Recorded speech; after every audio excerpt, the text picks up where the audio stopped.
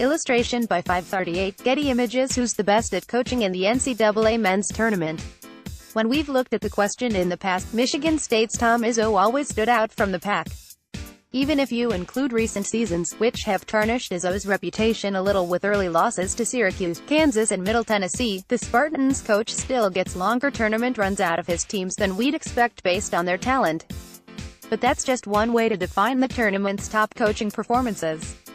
Another approach is to simply look at how often you won the games at hand, regardless of the big picture focus on how deep you made it each year. And by that standard, the NCAA tourney's most impressive modern coach might be the guy who outdueled Izzo last Sunday, Syracuse's Jim Boeheim. Boeheim is best known for his iconic zone defense and irascible demeanor, particularly with the media, plus the national championship he won with Carmelo Anthony in 2003, the only title in his 40-plus-year head coaching career. But the numbers say that Boeheim should have more of an Izzo-like reputation for coaxing impressive performances out of the teams he's had to work with. In short, he's won a lot more games than the odds say he should have.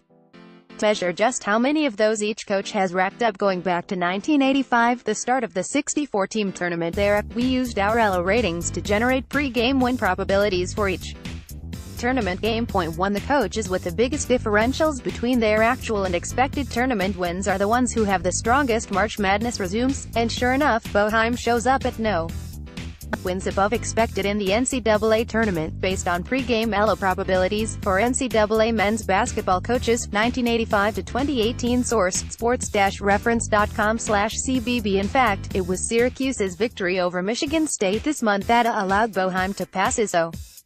Syracuse had only a 19% chance of winning, based on the two teams' pre-tournament ELO ratings. Going into the second week of this year's tourney, Boeheim finds himself at the top of a heap that also includes fellow Sweet 16 entrants John Calipari, Kentucky, John Beilein, Michigan, and, of course, Coach K. And at the other end of the spectrum, some active coaches have added this month to their less than stellar tourney marks.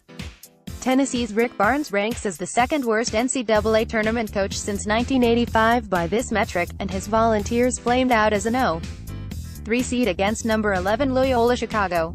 Barnes beats only current Temple coach Fran Dunphy. TCU's Jamie Dixon, who previously coached Pittsburgh for 14 seasons, ranks third worst, and his squad was upset in the round of 64 by none other than Boeheim's Orange.